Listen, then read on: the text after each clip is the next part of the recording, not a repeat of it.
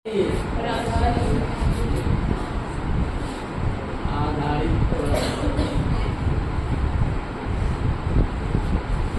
यहाँ तीन शब्द आपके। पहला शब्द क्या बनेगा आपका? एक होगा सिक्कों का प्रकार, दूसरी होगी सिक्कों की, और तीसरा होगा सिक्कों का मूल्य। ठीक है, सिक्का पे आधारित सवाल जब भी आप बनाओगे तो सिक्का पे आधारित सवाल में हम इन तीन शब्दों के बारे में समझेंगे। सिक्कों का प्रकार, सिक्कों की संख्या और सिक्कों का समझ रहे? अब प्रकार मतलब क्या है? जैसे प्रकार मतलब है कि 1 रुपए का सिक्का, 5 रुपए का सिक्का, 10 रुपए का सिक्का, तो ये क्या हुआ? सिक्कों का प्रकार।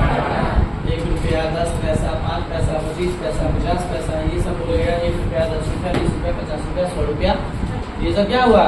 सिक्का का प्रकार है। सिक्का का या नोट का है, बात वही है। ठीक है, सिक्कों का प्रकार आपसे कहा जाएगा। अब उसमें बोलेगा कि एक थैले में, एक गुल्लक में, एक बैग में 1 रुपया का, 5 रुपया का और 10 रुपया का सिक्का है, जिसकी संख्या का अनुपात 2:3:4। ठीक है, सवाल बोला कि थैले में 1 रुपया, 5 रुपया और 10 रुपया के सिक्के हैं। जैसे आप गुल्लक में ना बचपन में पैसा जमा करते थे, तो गुल्लक में पैसा जमा करते थे तो ऐसे ही छुट्टा मिलता था। तो 10 रुपया तो मैंने बड़ा कर दिया, उस समय 10 रुपया में नहीं मिलता होगा, 1 रुपया था जो भी मिलता होगा। 1 रुपया 2 रुपया का सिक्का मिलता है कि लो भाई लेके डाल लिया, बड़ा मुश्किल से 10 रुपया का तो मिल गया, चुरा के डाल लिया, बचा लिया। नहीं तो ये ओके, 1 रुपया का, 5 रुपया का और 10 रुपया, इस अनुपात में 2:3:4।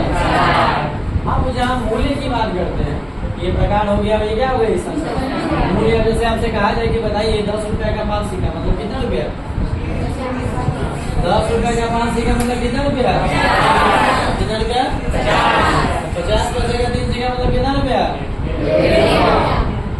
नोट क्या करिए? नोट कर दिए। 100 रुपया का 5 नोट मतलब कितना रुपया? 5 हो गया ना? ठीक है, 200 रुपये का 3 मतलब कितना हुआ? ठीक है, बोलिए बोलिए।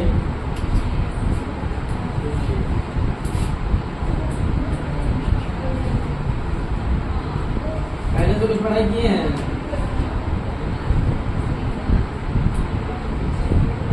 शाम में 4 बजे आ जाइए। सुबह में बैच निकला होगा, 6:30 बजे आना।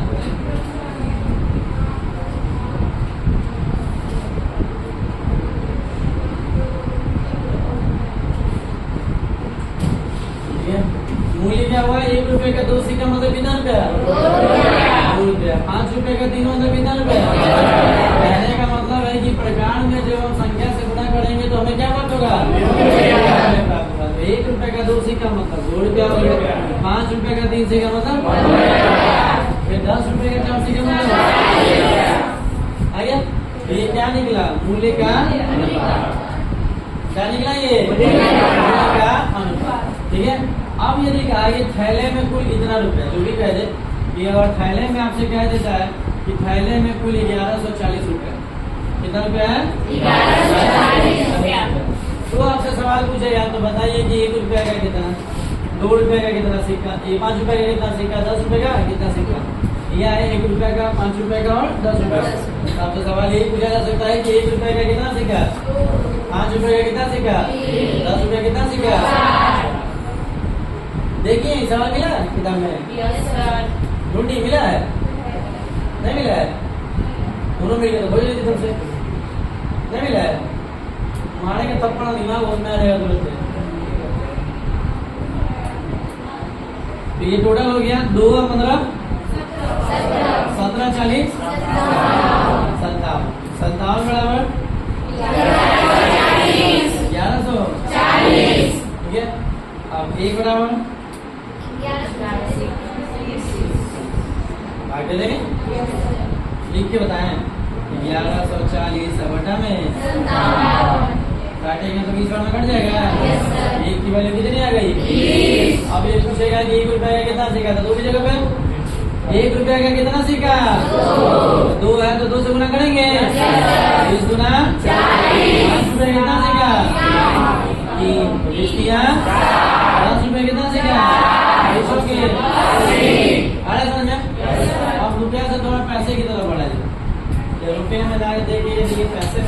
हम कैसे करेंगे? जब समझा रहा हूं तो यहाँ ध्यान दीजिए, किताब में मत घुसिए। किताबें जब समझना था तब यहाँ क्यों आना था?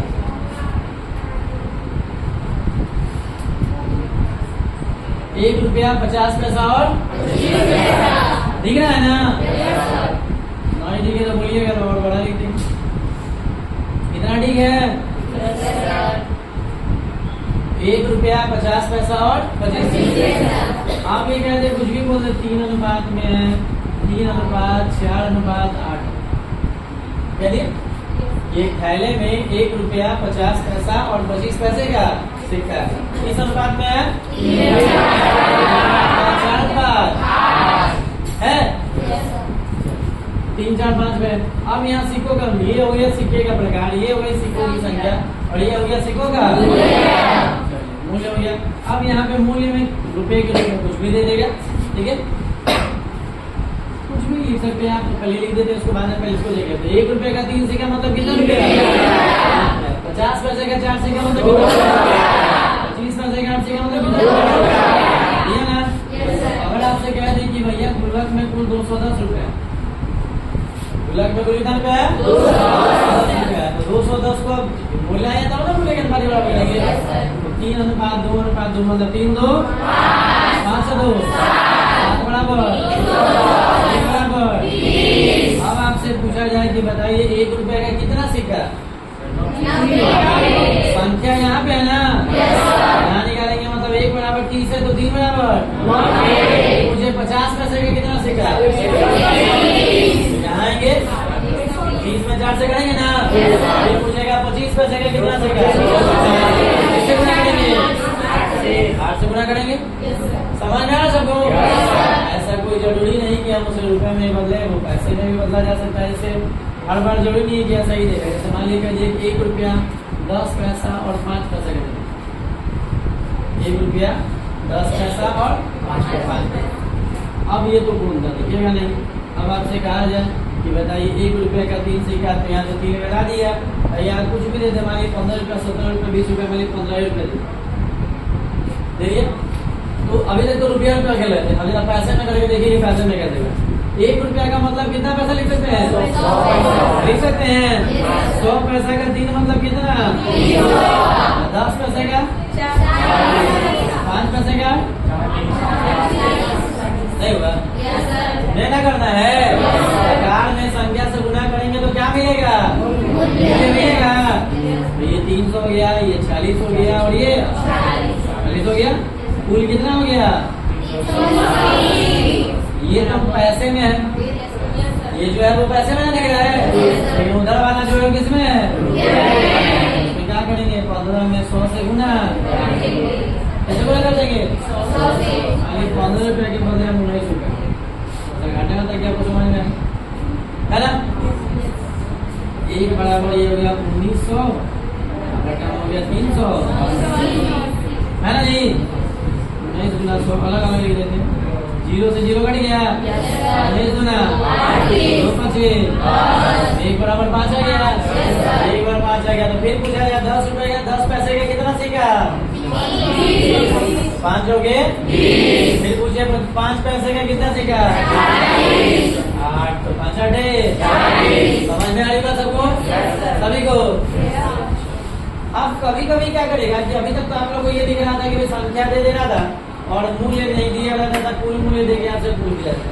कभी कभी कहेगा कि मूल्य का अनुपात दे देगा और संख्या टोटल देगा, मूल्य टोटल नहीं देगा। जैसे कह देगा कि ₹1.50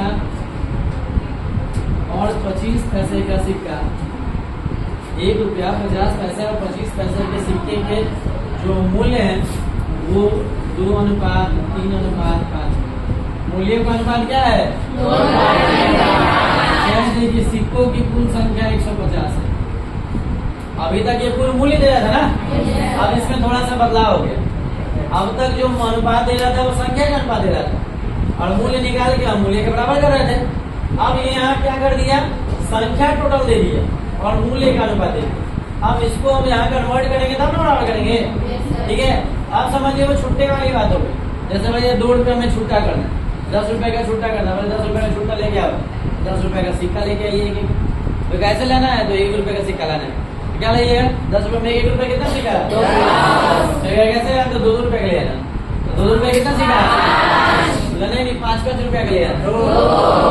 10 का ले आना। भाई समझ आए? क्या छुट्टा वाली बात है? ये हो गया ₹2 समझ लो।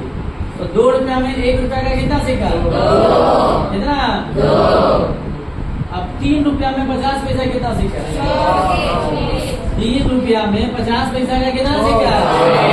6 होगा ना? ₹1 में 50 पैसा का 2 सिक्का। तो ₹3 में कितना सिक्का? 6 सिक्का। ₹5 में 25 पैसा कितना सिक्का? ₹1 में 25 पैसा क्या को सिक्का? ₹5 में क्या को? आ गया? अब इसे बांट सकते हैं हम लोग। 20, 6, 26 और 2 अब 28 बराबर, ठीक है? 28 बराबर 100। अब एक की वैल्यू निकालने के लिए मैंने तो डाटा से ही लिखा, कैलकुलेट करते लिखा नहीं। बटा में 28 बट के जो आएगा, जैसे मान लीजिए हम 150 नहीं करते, यहाँ कह देते कि भैया सिक्कों की संख्या क्या है? 560। यहाँ 150 के बदले क्या कर देता? 560 आसानी से पड़ जाता ना। 1 बराबर हो गया। अब पूछेगा संख्या निकाल सकते हैं ना? निकाला जा सकता है। अब यहाँ सवाल थोड़ा सा बदलाव भी कर सकता है। ये देगा नहीं, सिर्फ ऐसे सवाल यदि कह दे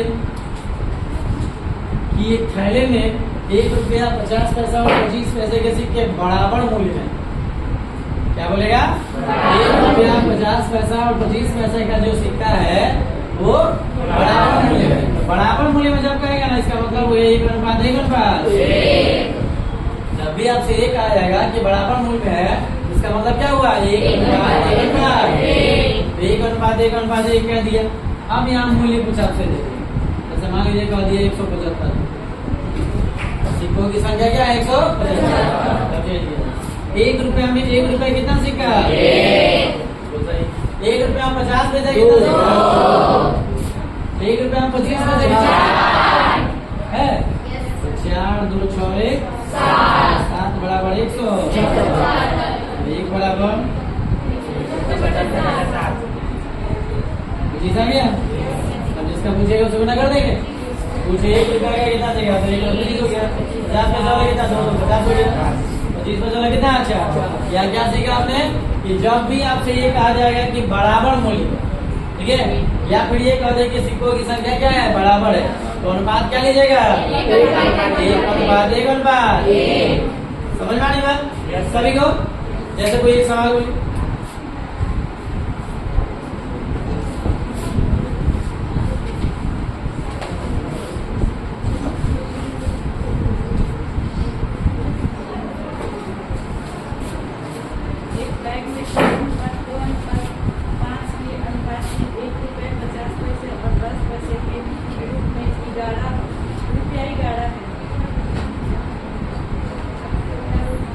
ये सवाल या नहीं है? ध्यान देंगे। ₹1 का 50 पैसा का और 10 पैसे का सिक्का है, ठीक है? तो अनुपात क्या है? 4:2 अनुपात। और मूल्य कुल कितना है? 11। नहीं ना? मूल्य कितना है? 11। तो आपसे सवाल कुछ भी पूछा जाए कि ₹1 का बताओ सिक्का कितना है, 50 पैसे का सिक्का कितना है, या 10 पैसे का सिक्का कितना है? आप चाहे इसे रुपए में डील करें या फिर पैसे में डील करें, छोटा नहीं दिख जाता। मान लीजिए इसको पैसे नहीं करते हैं तो ₹1 को हम क्या मान लेते हैं? 100 पैसा कर सकते हैं। 100 पैसा का 4 करोड़ तो लिखे। अब 50 पैसा का 2 तो कितना लिखे? 10 पैसे का 5 तो कितना लिखे? लिख सकते हैं सर? तो ये सब पैसे में हो गया। यहाँ रुपया में तो उसको भी पैसे में देना पड़ेगा ना। 400, 500, 550 हो गया, बराबर 11 गुना 100, क्योंकि ₹1 में 100 पैसा होता है। काटिएगा तो 2 बार में कट जाएगा, 2 बार में कट गया। अब आपसे पूछे यदि ₹1 का सिक्का बताइए, सोचोगे? पूछेगा 50 पैसे का बताइए, अब पूछे 10 पैसे का बताइए तो 2 पैसे कितना हुआ? समझ में आ रहा है? आने कुछ सवाल बोलिए, कोई भी अन्य सवाल बोलिए, इसी तरीके से सब आसानी से बन जाएगा।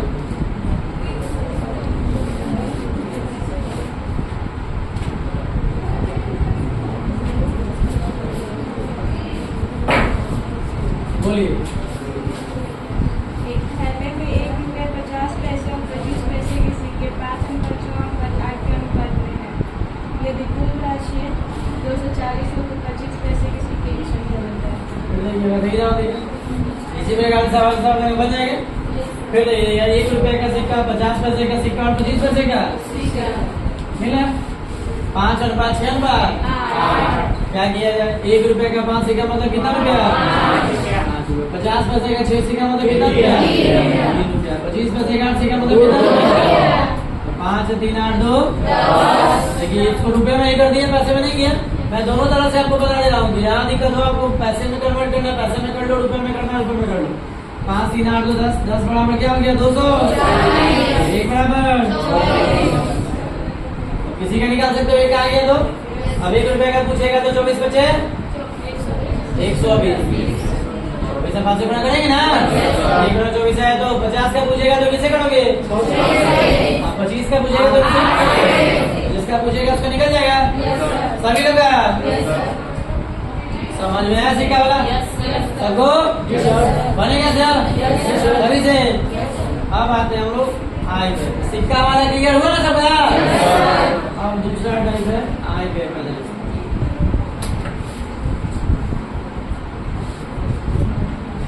देखिए जब समझाया जा रहा है उस समय बोर्ड पे ध्यान दे, बातों को सुने, समझे, साथ साथ बोले, पढ़े तो इजीली समझ में आएगा। नहीं बोलिएगा उस समय, ध्यान दूसरी जगह रहेगा तो फिर वो पल्ले पड़ने वाला। अब आय व्यय पर आधारित प्रश्न।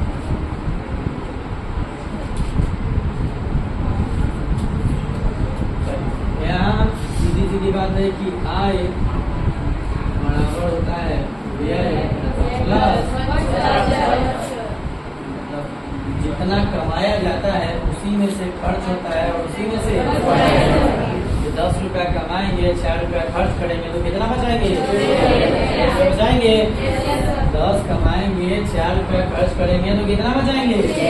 अब यहीं से आप 3 बना सकते हो कि अगर आपको व्यय निकालना है तो क्या करोगे? आय में से बचत को नहीं, और अगर आपको बचत निकालनी है तो क्या करोगे? आय में से नहीं निकल जाएगा। समझ रहे ना? ये 3 शब्द है। आय बराबर हो गया व्यय प्लस हमारा आमदनी है, उसी में से ना खर्च करेंगे उसी में से बचाएंगे। जितना कमाएगा आदमी उसी में से खर्च भी करेगा और उसी में से बचाएगा। ठीक है, अभी 3 शब्दों पे एक समझेंगे जरा।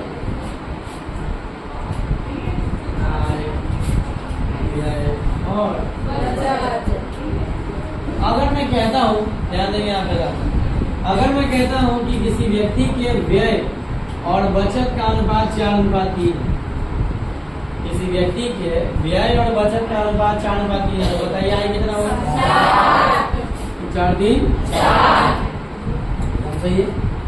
अगर मैं ये कहता हूँ कि किसी व्यक्ति के आय और व्यय का अनुपात 5:3 है, आय और व्यय का अनुपात कितना है? 5:3 है, तो उसका बचत कितना है? 2। आप कहें कि किसी व्यक्ति के आय और बचत का अनुपात 3:4:1 है, आय और बचत का अनुपात 4:1 है, तो उसका व्यय कितना है? 3। आ रहा समझ सभी को?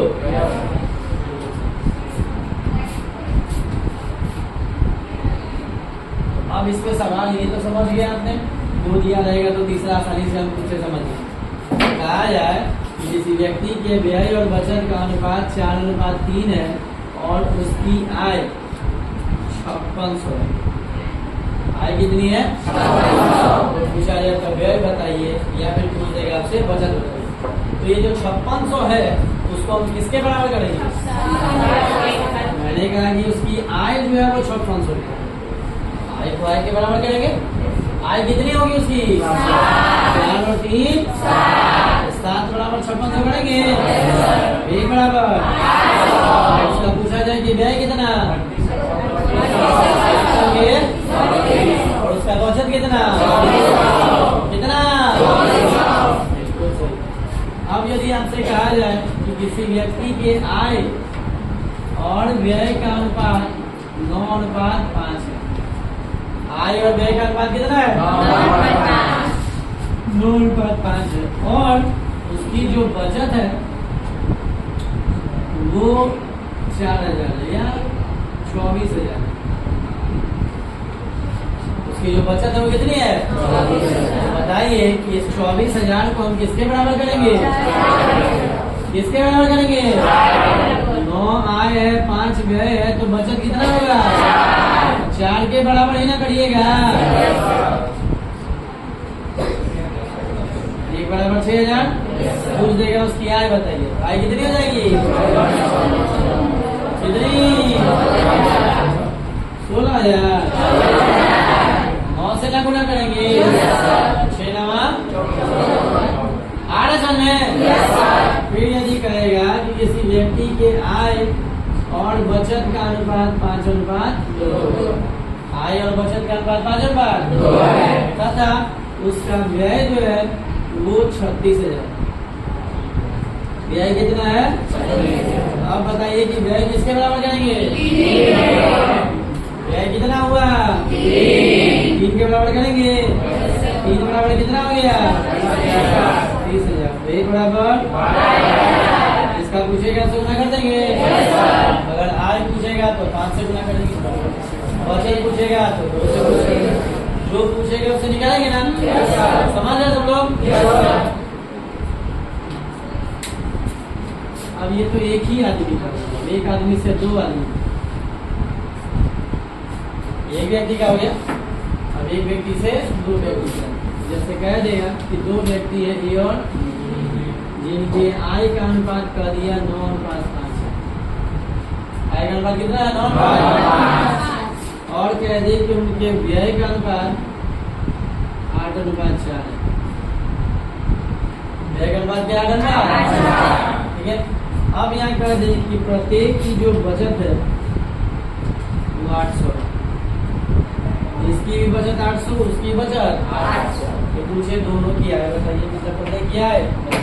इसको जल्दी बनाने का तरीका क्या? 9 में 4 से गुना किया, 9 चौके 8 में 5 से किया 36 और 40 में कितने का अंतर? बराबर हो गया। ठीक है, ठीक है। अब यहाँ पे देखो 8 में 8 से करें, 8 में 8 से कितना है? फिर 4 में 8 से कितना है?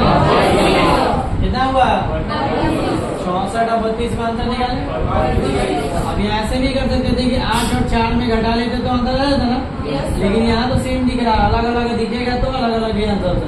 यहाँ दोनों में 800 है तो यहाँ कर सकते हैं कि 8 4 में से घटा ही दिए 4, तब 8 से गुना कर सकते।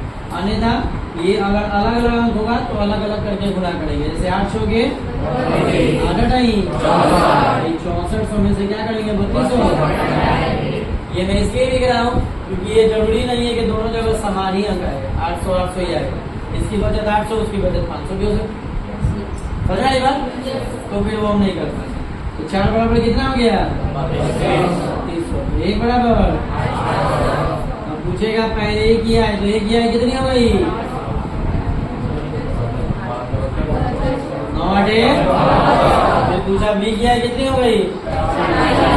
8 बचे 4,000 हुआ। अब पूछता ए का व्यय कितना है तो किससे गुना करते हैं? फिर पूछता बी का व्यय कितना तो किससे गुना करते हैं? समझ आ रहा है? एक आदमी के बदले यदि 2 आदमी का दे तो इस तरीके से आसानी से बना समझ रहे हम लोग। जैसे कोई सवाल पड़ी आपके अपने गिरा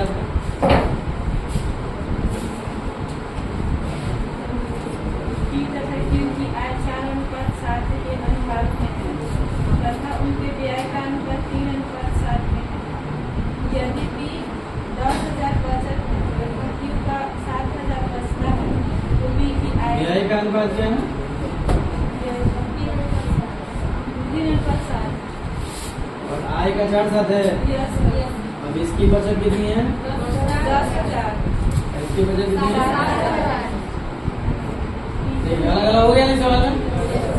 सेम था, अलग अलग हो गया ना। फिर वापस कैसे बनाना है? 4 7 28 7 तरीके 27 21 में कितने का अंतर? 28 और 21 है ना। 7 का 28 और 7 तरीके 28 21 में कितने का अंतर? क्रॉस गुना करिए 3 7 21 10 7 70 में से 21 घटेगा ना। 70,000 में से क्या कर देना है? 21,000 कितना आ गया? कितना? 50,000 आ गया। एक बराबर कितना हो गया? 7,000 हो गया। जो पूछेगा तो ना कर देना। अगर पूछे आपसे पी किया है बताइए तो 7 चौक, पूछे क्यों किया है बताइए तो 7 बनेगा सबसे। कोई सवाल है कोई?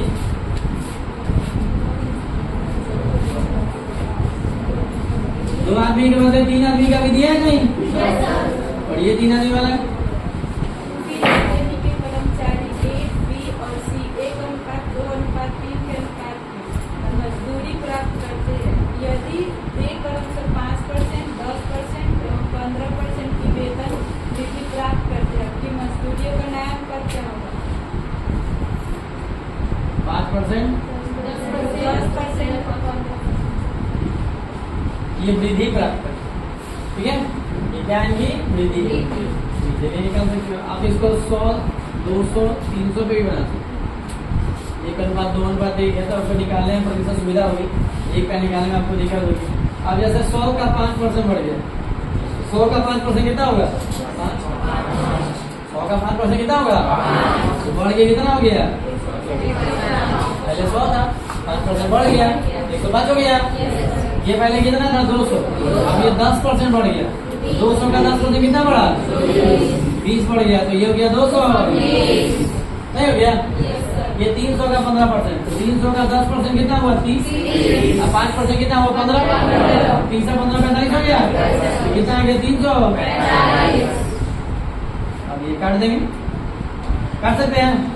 5 से काट दिए, 21 बार में कट जाएगा। 5 से भी कट जाएगा। 5 हो गए, 5 हो गए। फिर काट सकते हैं 5 से, तो 5 30, 5 9 कटेगा ना? आई बात समझ में? बनेगा से सभी से। 3 पर और कोई सवाल है? 3 वाले क्या? 3 व्यक्तियों में और कोई सवाल दिया है?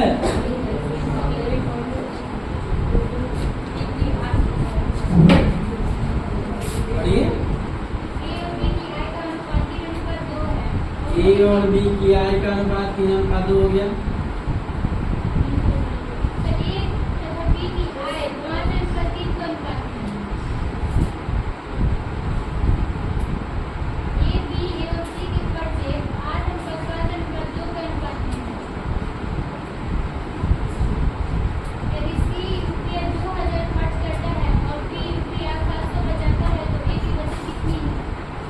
बी बचाता है कितना? 700।